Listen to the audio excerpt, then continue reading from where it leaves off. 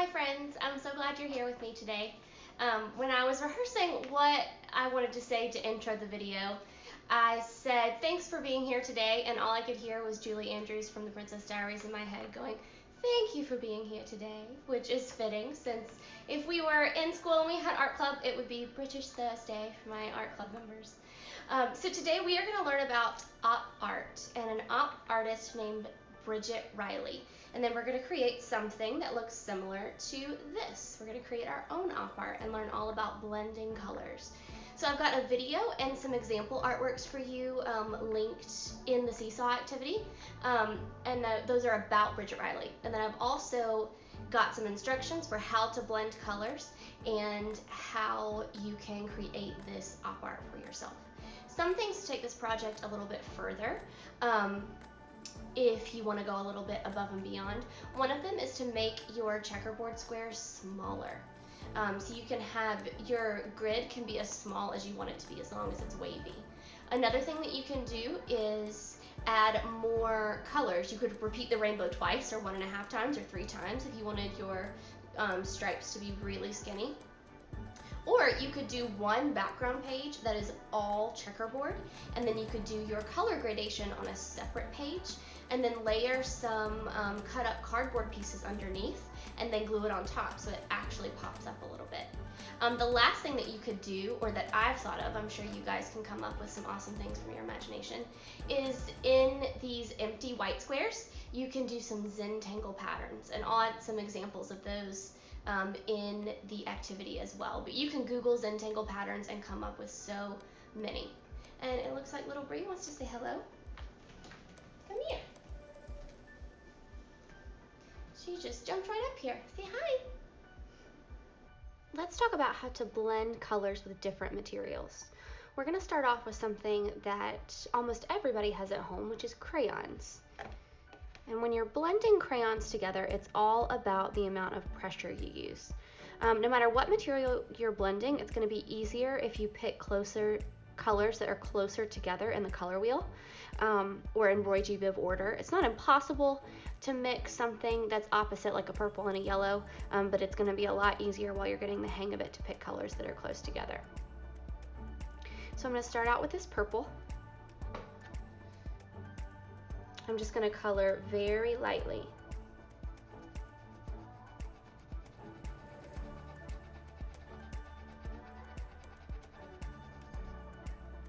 And I'm going to move on to my next one. And I'm going to overlap it just a little bit. I'm still coloring very lightly.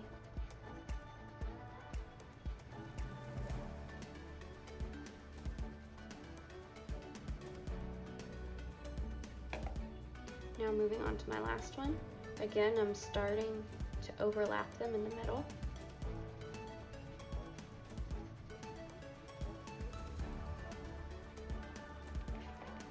And then you really just play with it and keep coloring and layering until you get the look that you want. You can start to make it darker.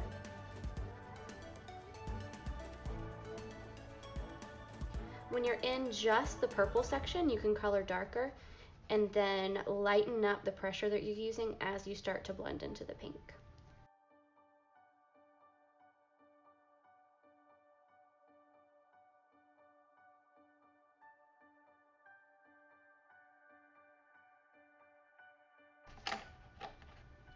Then you can use the same process for colored pencils.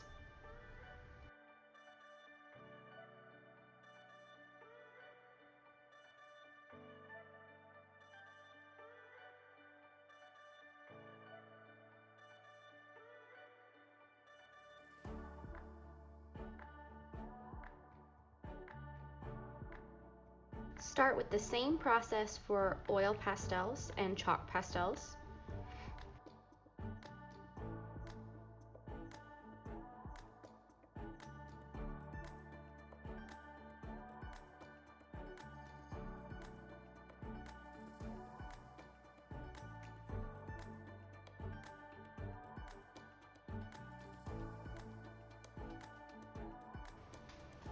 Now the chalk pastels and the oil pastels will start to naturally blend together as you're coloring with them, but if you still want a little more of a smooth transition, then you can take just your finger or a paper towel and blend them even more.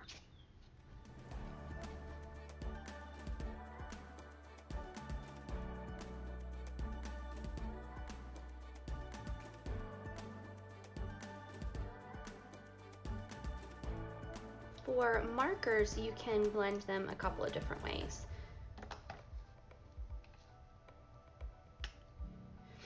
The first is stippling. And stippling is just a fancy art word for lots of tiny dots. The section that will be all purple, if you want to just color that in, that'll make it a little bit faster, and then start to do your dots. Now the closer it is to your solid stripe of purple, the more dots there will be. The farther away it gets, the fewer dots.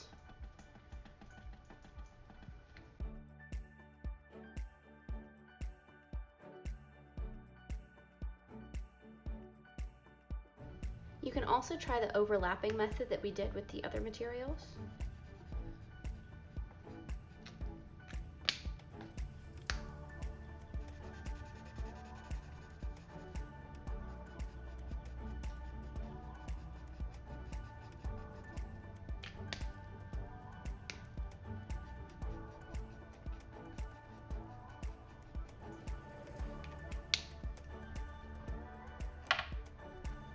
And if you're using Crayola markers, then they're water soluble, so you can take a brush with some water on it and almost treat them like watercolors and blend them together.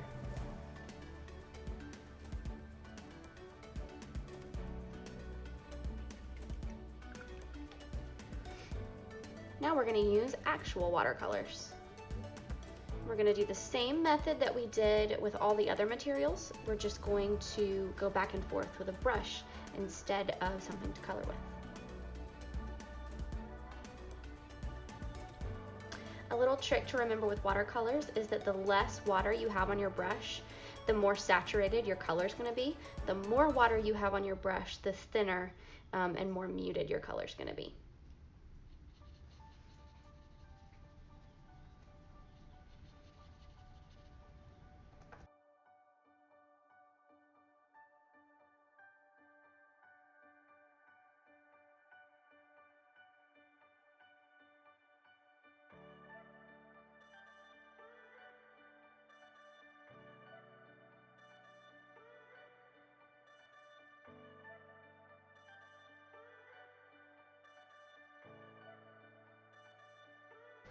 Now we're going to create our Optical Illusion warped checkerboard, and it's pretty easy.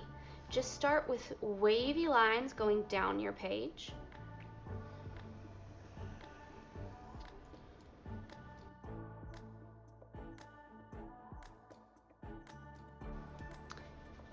As you can see, they don't all have to match.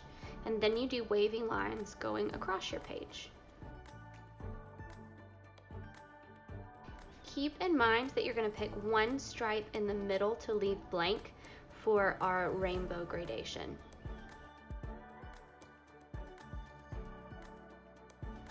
Now this one right here ended up being my biggest stripe, so I'm going to erase the lines that cross through that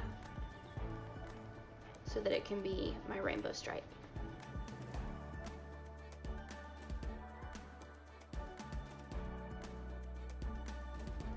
Then you're going to use a marker to color these in a checkerboard pattern. Just because they're crazy shapes doesn't mean that you would do it any differently than if the checkerboard were laid out exactly how you normally see it.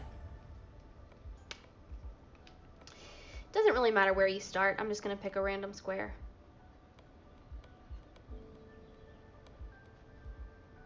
You're going to get the neatest color if you outline it first and then go in and color in the middle.